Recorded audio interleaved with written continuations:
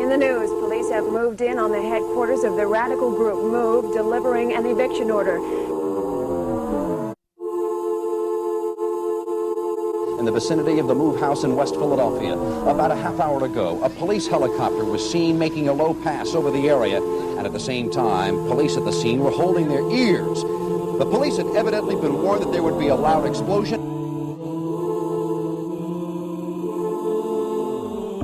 Jim, it has been 5.5 hours now since that incendiary device was dropped out of that helicopter, and it rages on. There must have been a better way. It's a disaster, Jim.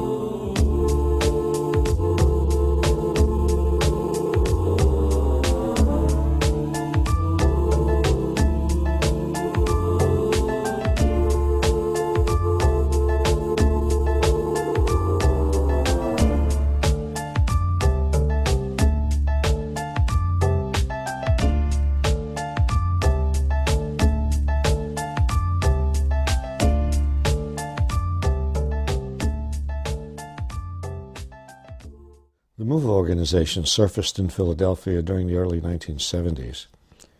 Characterized by dreadlock hair, the adopted surname Africa, a principled unity, and an uncompromising commitment to their belief, members practice the teachings of MOVE founder John Africa. The basic teaching of John Africa is, to protect life of, the enslavement of this system, which means all life, which means animals, which means, protecting animals from the encagement of zoos, which means protecting, political prisoners from being locked up in prison. Our work, that's our work. Our work is to free life of the enslavement of this system. Now, when people think of the system, they don't think of an organization that they're supposed to be fighting. They think of a system of some fictitious character that nobody really sees, nobody really knows who it is, right? But the system is all around us. It's everywhere. It's in your churches. It's in your schools. It's everywhere. It's up here. It's in your mind. It's in my mind. It's in all of our minds because we have come in contact with it, and we are imposed on by that disease. MOVE organization target is getting rid of the system, and I'm not sure how long is it going to take for that to happen. I know it's not going to happen overnight. But that's MOVE. Goal is to get rid of this system, and like I say, to free life of the system enslavement. Revolution to us is not a bloody battle against the oppressors. Revolution to us means generation. It means to move forward. As long as you're not compromising and you're going forward, then you are victorious. You are only defeated when you stop fighting, when you give up. And that is what MOVE understands. And it is that single principle that is defeating this system.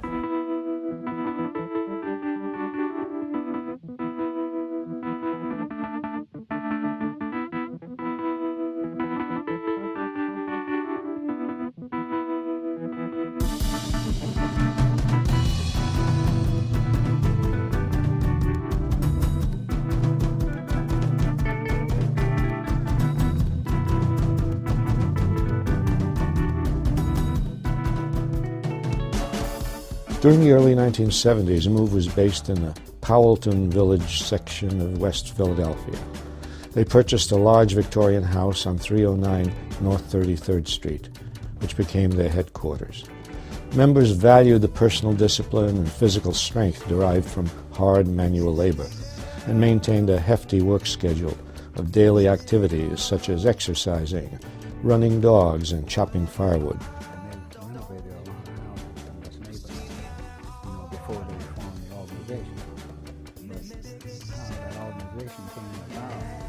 Started in Pearl Street, and it's now moved up. More people came in, they were washing cars, they were demonstrating against cruelty to animals. We used to demonstrate against puppy palaces and any like stores that used to sell life for exploitation, just for capital gain.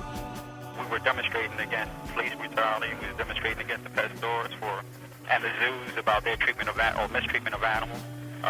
We were doing some work with the neighborhood gangs in terms of,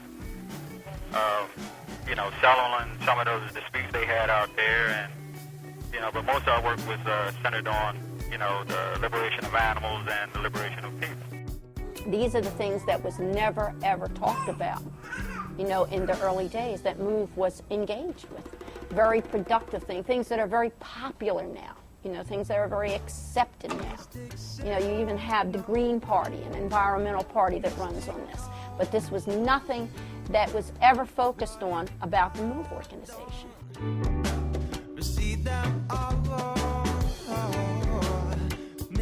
Throughout the 1970s, Frank Rizzo was the premier figure in Philadelphia government. He started as a street cop and rose through the ranks, eventually serving as police commissioner from 1967 to 1971. During this time, Rizzo gained notoriety for his tough guy law enforcement tactics and racist attitude. Capitalizing on his name and recognition and tough-on-crime image, Rizzo mobilized sufficient voters to be elected mayor of the city for 2 terms from 1972 until 1980. Throughout Rizzo's time as police commissioner and mayor, the Philadelphia police were nationally known for their brutality. If this police department in Philadelphia could invade Cuba and win, saying Tom Snyder is that we are now trained and equipped to fight wars.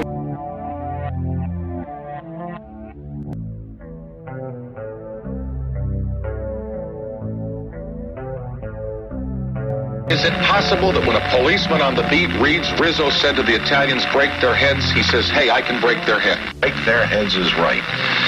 They try to break yours, you break theirs first. The ones that are responsible, get that death penalty back and put them in the electric chair and I'll pull the switch. That's when I'm sure they'll not be around.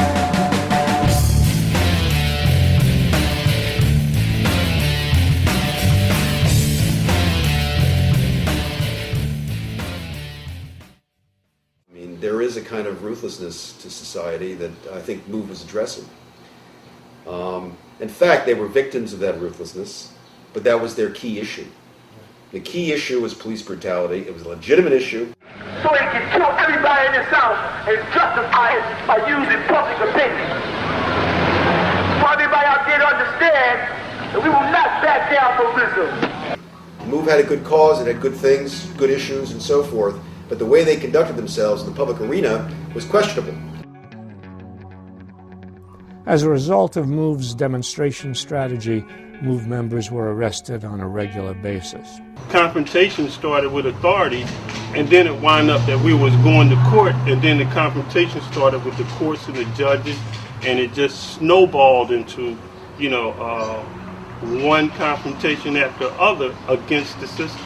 You have to understand that the MOVE organization had challenged the authority and the jurisdiction of every courtroom that any MOVE member ever stepped in, and they challenged it, vigorously, and they challenged it from the outset, so that the power of the court to hear their case, whatever case there might have been, was always challenged by MOVE. That you don't have authority, you don't have the power to hear this case, and it was really a very powerful challenge to the power of the state inside the courtroom. MOVE never let the threat of being arrested stop their demonstrations. Yet events soon proved that police harassment wasn't limited to just demonstrations. So on our way, they stopped us and just started harassing us, and they grabbed us both. Both of us were pregnant, obviously pregnant, and they grabbed us and slammed us against the paddy wagon and arrested us, put us in handcuffs, and took us to the station. Well, while we was getting arrested, we was telling, they was like trying to break our arms, really messing us up. So they handcuffed us, put us in a paddy wagon, and took us to the district, I think it was 55th and Pine district. Anyway, when they got us there, they handcuffed us to wooden chairs, knowing that me and Lee Sing were pregnant. They wouldn't let us go to bathrooms, wouldn't let us make phone calls, and didn't give us anything to eat. As a result of that, both of us suffered miscarriages.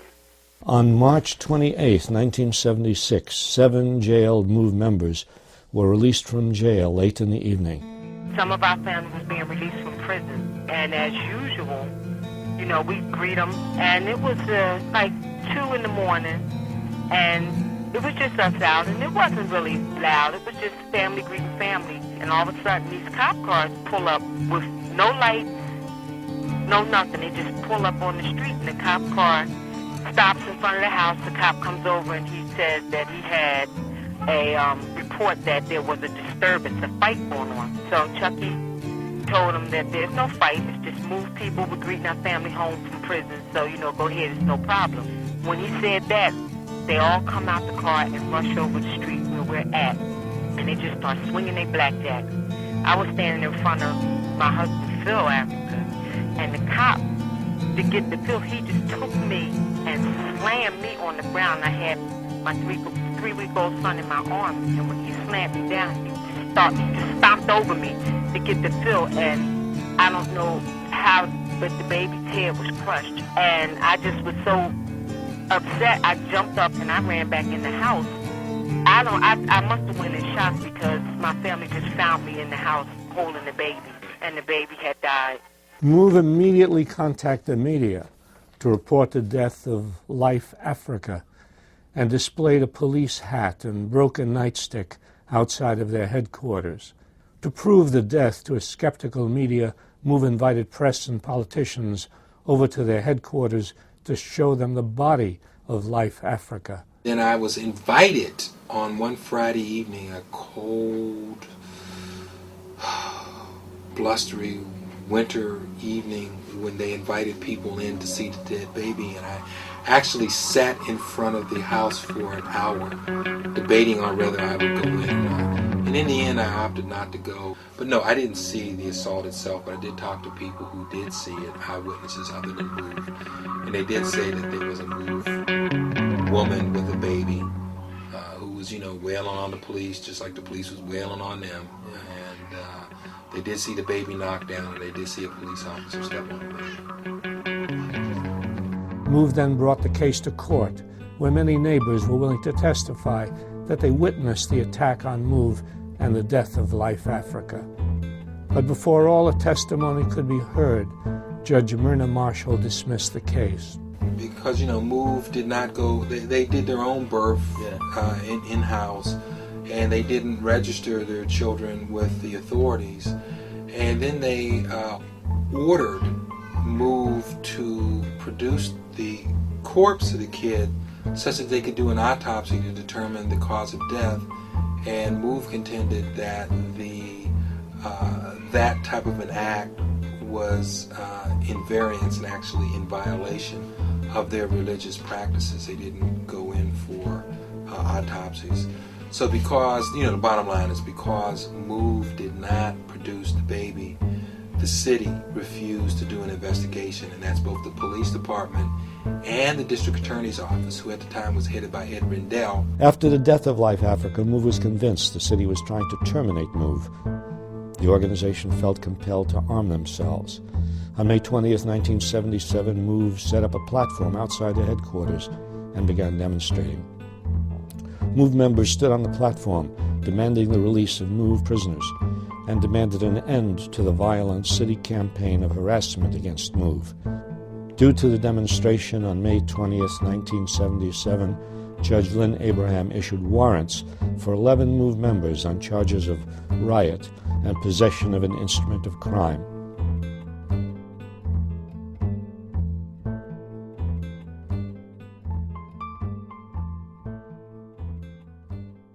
And finally, we just decided as an organization to take a position on that platform and let these people know that if they came at us with whatever, with fists, with clubs, with guns, whatever, then we would meet them on equal terms.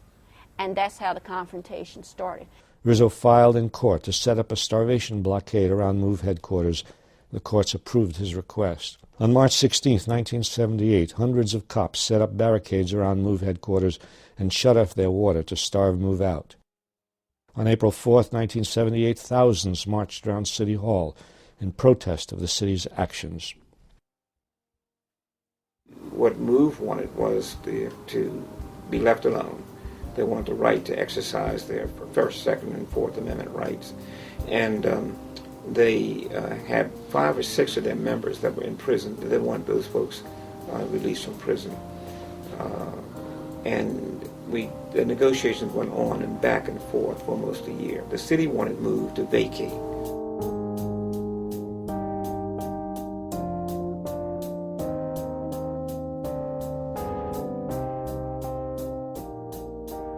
During the time the arrest warrants for MOVE were given in 1977 up until almost a year later, many negotiators tried to resolve the problem between MOVE and the city.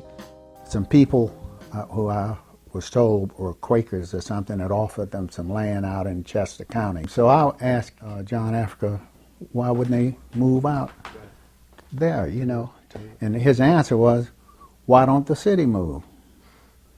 And they said, that's crazy. I said, but that's his answer. Why is it crazy? He's here and he's satisfied where he is, you know, and that's what he said. Why don't the city move? Finally, MOVE was met with an offer they couldn't refuse. All MOVE prisoners were released on May 8th, and the city agreed to drop all charges that faced MOVE. In the agreement, the city was allowed to search MOVE headquarters for weapons and explosives. While searching MOVE headquarters, the city only found inoperable weapons, dummy firearms, and road flares. After the city realized that MOVE had no real firearms, MOVE claimed that the city began twisting parts of their agreement. The main point that was disputed between MOVE and the city was the 90-day agreement. MOVE claimed that they agreed to the city finding them a new home within a 90-day working timetable. The city claimed that the 90-day agreement was a deadline where MOVE must leave their house or be evicted by the city.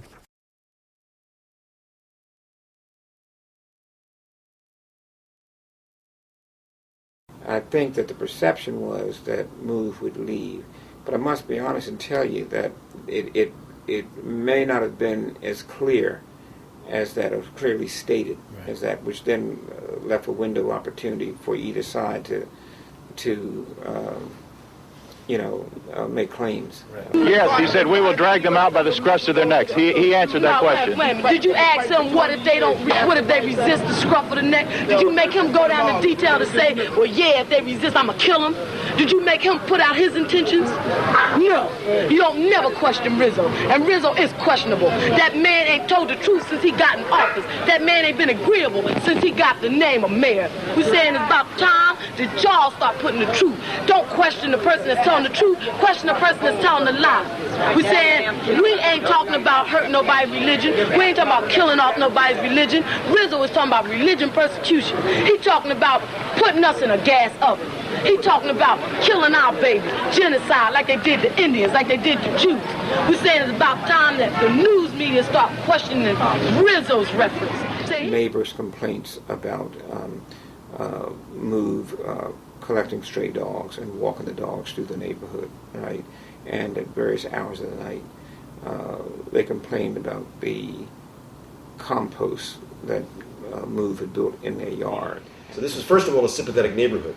But nonetheless, there was an antagonism between MOVE and its neighbors that was real.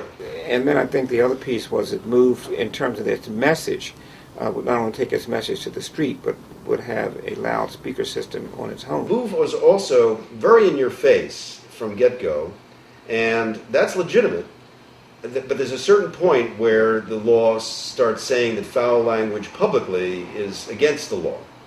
And then the occupation of the building was also against the law, so there's just provisions for that. On August 2nd, 1978, Judge Fred DiBona ruled that MOVE had disregarded the 90-day deadline and that they should have vacated the house.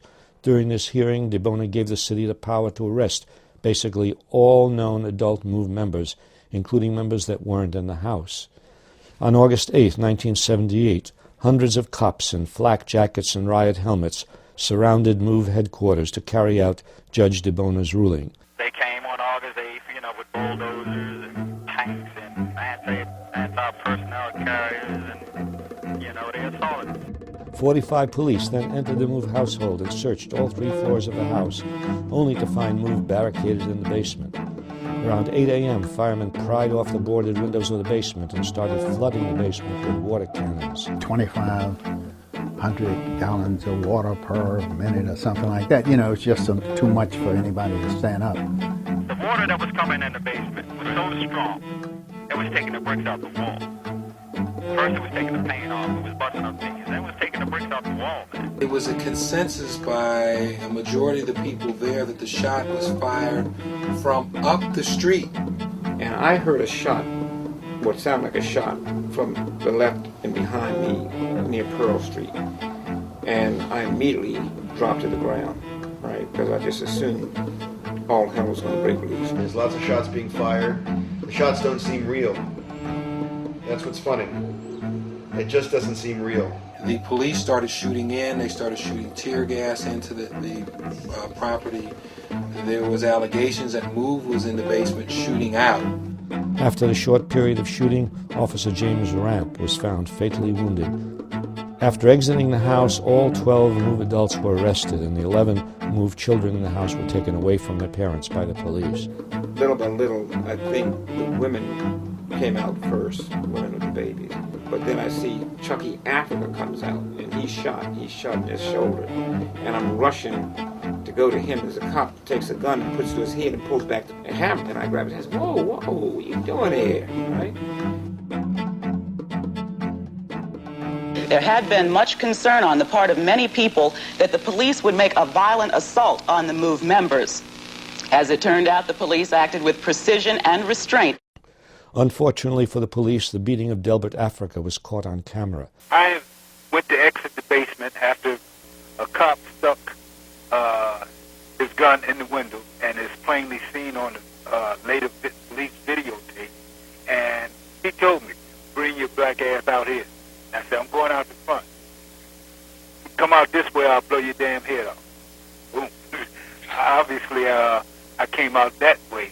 And the next thing I remember was being dragged across Pearl Street by my hair by some cop. I don't know who. And then when they dragged me, got me up on the curb, then a bunch of them just started kicking. Geist, Mulvihill, and Zagami were all brought up on charges of police brutality a few years later, but Judge Stanley Kubaki dismissed the case. Only 2 days ago, 3 of the officers charged in the beating surrendered to assault charges. That sparked a protest by 500 fellow officers pointing out they also wear blue. And the head of the police union gave his thoughts on those who beat Delbert Africa. What they should have done is shot that goddamn bum, and then there would have been no trouble today. Immediately after the August 8th incident, the police claimed that MOVE fired the first shot from MOVE headquarters. But they didn't have any proof that anybody shot out of the MOVE housing, but somebody shot and people started shooting. Television news reporters Richard Maloney and Larry Rosen claimed that they recalled hearing a shot on the opposite side of the street. It was my recollection that the shot came from behind, because when the shot was fired, everybody turned this way. And so they turned their focus away from the windows where the armed MOVE members were, the basement windows where the armed MOVE members were. A number of independent observers, those with the police as well as those not with the police, and journalists and others have contended that the first shot came from behind the assembled police officers and not out of the basement of the MOVE compound. The August 8th newspaper, this was like not even hours after the police attack on MOVE and MOVE people being arrested. Front page of the Philadelphia Daily News. Oh my God, they shot a cop. Who shot a cop? You know, I mean, there had been no trial. MOVE people hadn't even been processed on charges yet.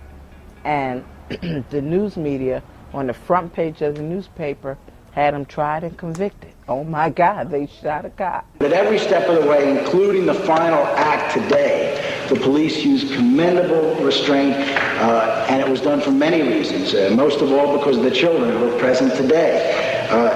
The police probably would have been legally within their rights to have, subsequent to the shooting of Officer Ramp, stormed the house and killed all of the 12 people in that basement. On May 8, 1980, after 67 days of trial, Judge Edwin Malmed found Janine, Janet, Debbie, Merle, Chuck, Delbert, Mike, Edward, and Phil Africa guilty of third-degree murder, conspiracy, and multiple counts of attempted murder and aggravated assault.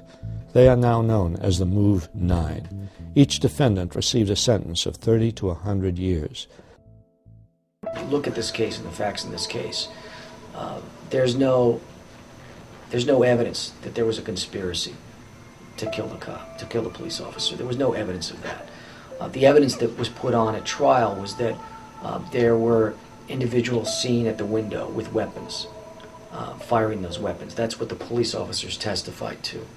And they identified those individuals. However, the whole theory of the prosecution was that there was a conspiracy. And again, it goes back to that original bizarre theory, which is that there was a conspiracy that began 16, 15, 18 months before and traveled all the way through based on words that were said on a porch, allegedly said on the porch by MOVE members about what they would do to protect themselves. And as a consequence, the judge bought into that theory. So his position was, you're going to trial as a group, you're going to get convicted as a group, you're going to be sentenced as a group. Essentially ignoring all the important constitutional safeguards that each individual should be tried on the facts as it applies to each individual. And each individual should be sentenced based on individual sentencing factors and not sentenced en masse as a group based on association or based on this ridiculous notion of conspiracy. The testimony said, for example, that the bullet came in the left side and went across the body to the right and down. The report said it comes in the right side and goes on. So you got a big problem with the authenticity and thus validity of the medical examiner's report. The prosecutor took out a pencil and erased items in the report that he didn't like and wrote it in right there in open court. Now, MOVE is objecting, objection, and the judge was saying, sit down, shut up, and allowed the guy to do that. When the 9 MOVE members were convicted of third-degree murder and sentenced to 30 to 100 years apiece, several days after that, Judge Edwin Malmet was a guest on a local talk station. He was asked by a caller, who killed James Ram? Malmet's response was, I have absolutely no idea. I know what his response was. I know what the question was because I was that caller. The judge's comment is telling. The comment that you're referring to has been referred to frequently. And I think his point was, they didn't prove to me that in fact any one of those individuals committed the crime. So I convicted them all as a group. Well, the only way he could have done that was based on that prosecution theory of conspiracy, which was a fiction. I mean, an absolute fiction, and one that was not supported in the law. After arresting my sisters and brothers, city officials completely demolished MOVE headquarters, the scene of the crime, the place where MOVE people were supposed to have shot this cop to death from. Now, if you destroy the evidence, the scene of the crime, how can you then proceed with prosecuting somebody? They destroyed the whole crime scene. The entire crime scene. The house, the tree where they said the first bullets went into.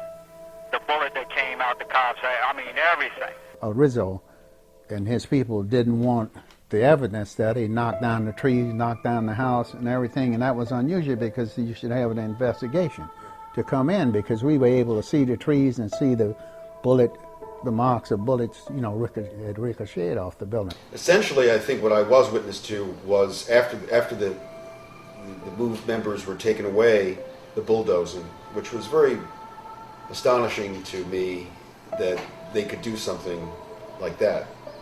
From the time the last MOVE member got out of the house until the time that the city brought a wrecking crane in to tear the property down, because they allegedly were afraid that MOVE members would try to reoccupy the house. Now just think about that for a minute. The police come in, secure the scene. They can maintain guard around the house, but they claim that they had to tear the house down to make sure that nobody would reoccupy the house because they were fearful that later that evening MOVE members who weren't in the house and their sympathizers would try to reoccupy the property. Preposterous. All I know is there was destruction of the truth. And that was what I was eyewitness to. And it broke my heart because this neighborhood is my life. These houses are something I've risked my life and I've risked my everything to develop, and to see a house which is irreplaceable, which is a home, which is beautiful, which is part of our neighborhood, which nobody can reproduce, be destroyed, broke my heart. How do 9 people get charged with and convicted of murdering one cop with one bullet?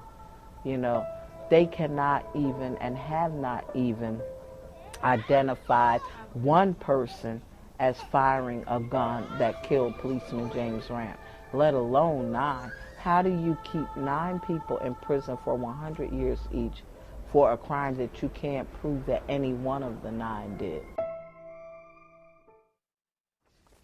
After the trial of the MOVE 9, a former MOVE member claimed to government officials that he had proof that MOVE members living in Rochester, New York, were running a gun and bomb-making scheme. A supporter named Don Glassy, he was weak for the authorities, and what he did was he turned like government witness, and they conjured up a lot of false information. Many MOVE members were arrested in Rochester, but only John Africa and Alfonso Africa were brought up on charges. A trial called John Africa versus the System then took place in Philadelphia. After numerous days of trial, a jury of 12 found John Africa and Alfonso Africa not guilty. John Africa woke up, wiped his eyes, and he began a closing argument that was so profound, so clear, and so true that it rocked everybody in that courtroom. Jurors had tears in their eyes.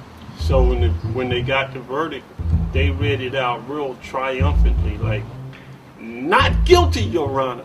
And then it was like repeated over and over again, like, "Not guilty."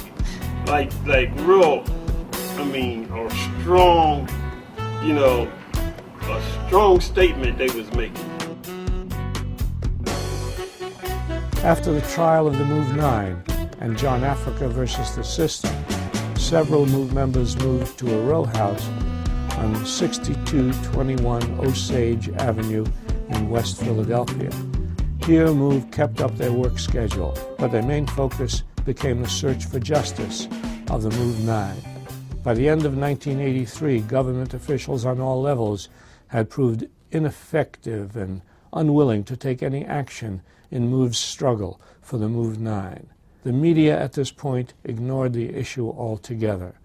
On December 25th, 1983, MOVE ended the media blackout by setting up a loudspeaker on their house and urged neighbors to take action for the MOVE 9. Events on Osage Avenue started to mushroom. MOVE's efforts to get their members out became more shrill. They started with verbal harangues of the neighbors, amplified harangues for the PA system that was on the roof. One of the findings of the MOVE Commission that was impaneled after the 1985 raid was that on December 25th, 1984, MOVE was on their loudspeaker haranguing neighbors by name for 27 hours straight. Of relevance, December 25th is Christmas. So these neighbors' Christmas was interrupted with this foolishness. The neighbors complained to city officials, they complained to the police, they complained to the FBI, they complained to the U.S. Attorney's Office. No one did anything. They subsequently complained to the governor of the state, Governor Thornburg. He initially did nothing. Then the neighbors said, well, look, if you won't take care of him, a couple of us are Vietnam War vets, we'll take care of this. We're not going to live in this chaos any longer. the governor, who was a Republican, said, well, I'll come in and take care of it. We can't have citizens being vigilantes. Then it became an embarrassment for the Democratic mayor of the city. So he decided that he was going to take action. This is one Wilson Good. Neighbors of MOVE complained about MOVE talking on a loudspeaker at all hours of the day and using profanity. Some neighbors also complained of foul smells coming from MOVE headquarters and stray animals under the care of MOVE. The fact is, if every neighbor on the block complained about MOVE, since when did this government care about black people complaining about their neighbors? Since when? When did the FBI start getting involved in neighborhood disputes? Aware that the city would indeed try to silence MOVE's protest, MOVE began fortifying the House in preparation for another confrontation like the one on August 8, 1978. On May 11, 1985, Judge Lynn Abraham signed arrest warrants for Ramona, Conrad Frank, and Teresa Africa on charges of disorderly conduct and terrorist threats. Wilson Good said, take care of this, but there's only two things that I want done. Number one, I don't want any police officers who were involved intimately in the 1978 shootout involved in this, and I don't want any of the MOVE kids in the house. I talked to, at that time now you have Mayor Good. Rizzo is gone and you have Mayor Good. And I talked to him about the possibility of going in to see if there's any way we could not have this repeat of 78. And he said, no, we got it under control. That's all right. On Monday, May 13, 1985, police and firemen launched a full-scale military attack on the MOVE row house. In a 90-minute period, the police department of Philadelphia fired 10,000 rounds of ammunition of all types of weaponry, from .38 caliber revolvers all the way up to M60 machine guns, which were, big .30 caliber military machine guns. They had an anti-tank gun, they didn't use it. M16s, sniper rifles. Why would they have sniper rifles? Why would they have telescopic sniper rifles with silencers on them? The explanation that was subsequently given in public is that we had sniper rifles because we wanted to silently shoot out the street lights such that it would be a dark scene. Well, you might have a silenced bullet hitting the light, but it would break and the glass would break in the street, so it would be noise. What are you doing? Well, there may be a reason for that, and I'll get to that in a minute. During the police attack on the MOVE household, police flooded the area with tear gas and shot over 10,000 rounds of ammunition at the MOVE house. When these tactics failed to bring MOVE out of their house, a helicopter was brought in, which dropped a bomb on the MOVE house. The bomb started a fire, which ended up burning 60 houses to the ground.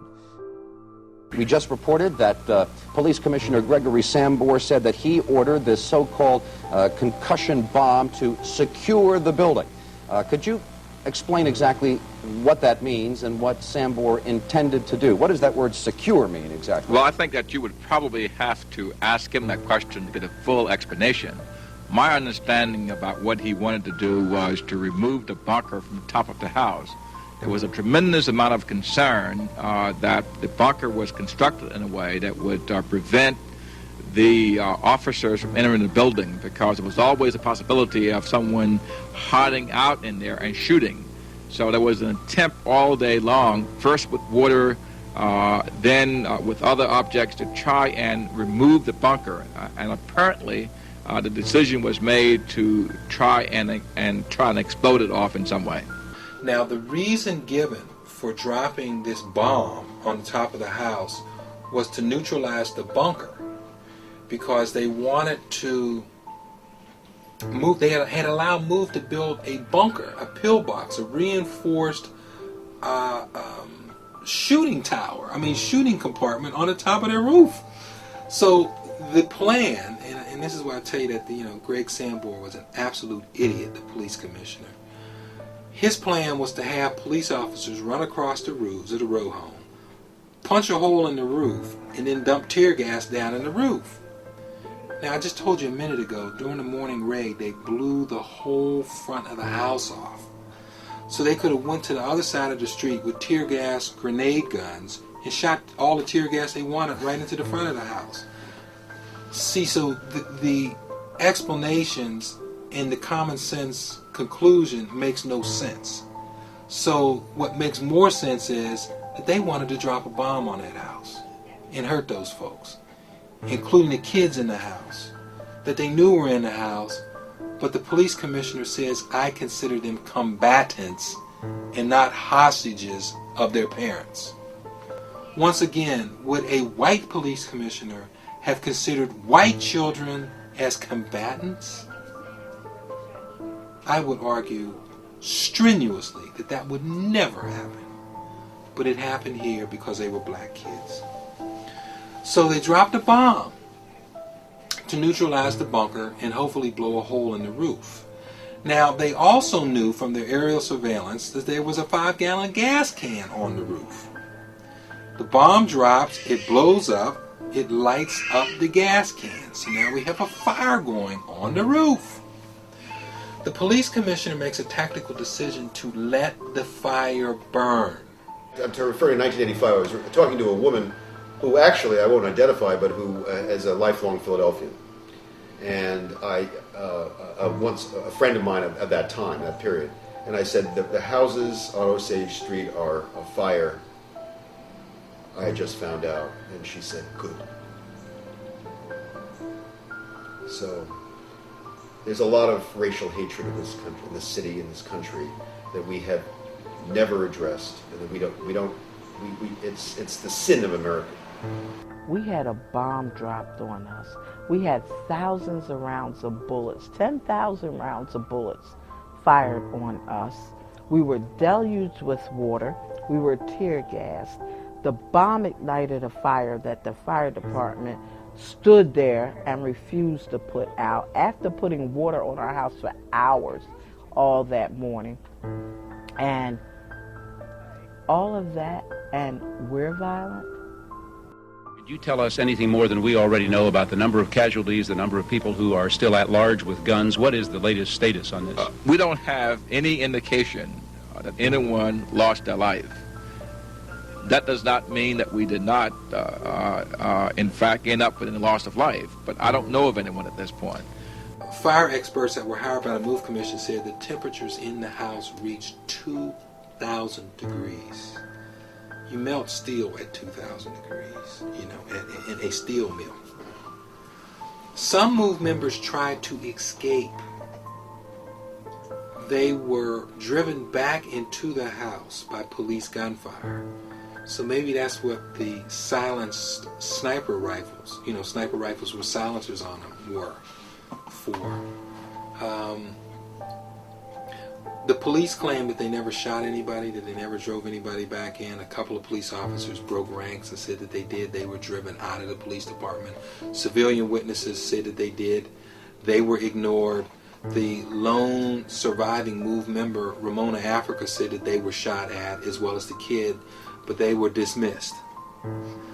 The medical examiner found in the charred bones that they pulled out of the MOVE house 12-gauge buckshot from police shotguns. Now, if MOVE members were inside the house, they could never have been shot with buckshot. Some people came out of the house, were shot, and limped back into the house and were subsequently burned up. Now, the fire went out of control. By the time they decided to start fighting the fire, the whole block was consumed. Within hours, 61 homes were totally destroyed.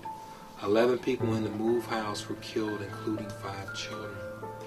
And that's how May 13th, 1985 ended, in a Holocaust, in a catastrophe.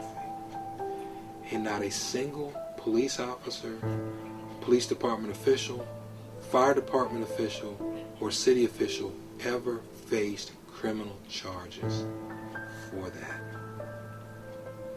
A bolt-action rifle, 2 shotguns, and 2 revolvers were the only weapons found in the ashes of the MOVE house. You know, they murdered our children. You know, Janine and Phil had 2 sons that was murdered. Consuela had 2 daughters that was murdered. Janet and Delbert had 2 daughters that was murdered. You know, Sue had her son murdered. Because of May 13th, 1985, I mean, this city was exposed terribly. I mean, how much more brutal can you get than having it in the newspaper, which is where I read about my son's death, that a police officer saw a pair of blue eyes staring up at him. I mean, they deliberately set our kids afire, you know, ablaze, burnt them alive, gave them no avenue of escape, and when they tried to escape, shot them down.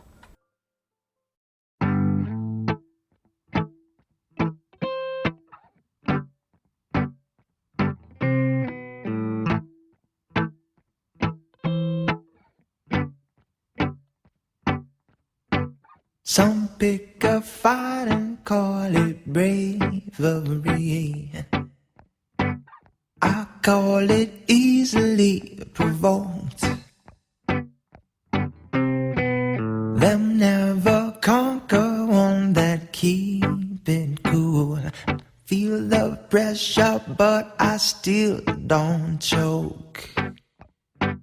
For when we fight fire with fire, what your gets a pile of ash, and the heat crack the cornerstone. Hey, but when we fight fire with water, what your gets a great big splash, and the heat dissipate and smoke. Yeah. After the bombing, Ramona Africa was sentenced to 7 years with conspiracy to riot. At Ramona's trial, Lieutenant Frank Powell, who dropped the bomb, and Officer William Klein, who assembled it, pleaded the fifth.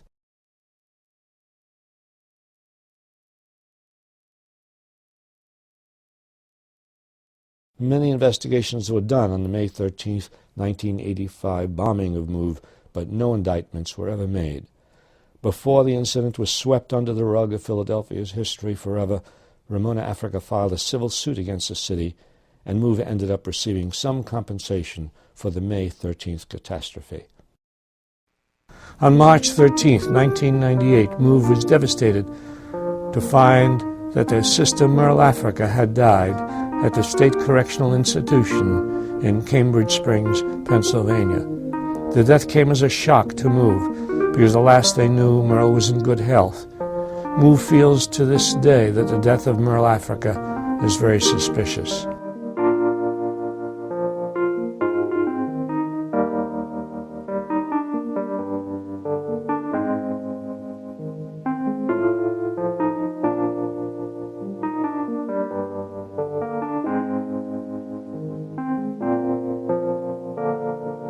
MOVE's major focus these days is finding justice for the MOVE 9 and MOVE supporter Mumia Abu-Jamal, who are all currently incarcerated in the Pennsylvania prison system. Your name, sir, is Mike Africa from the MOVE organization. Now I want to point out, I got 9 MOVE people sitting in prison right now doing 30 to 100 years for a crime they ain't commit, including my mother and my father. We got serious work to do. We ain't out here talking just to be talking. We putting out information. And what's the protest originally about? I mean, what were you protesting for? For the release of my mother and my father, and Mumia Abu-Jamal, and Leonard Peltier, and Russell Schultz, and all the rest of the political prisoners.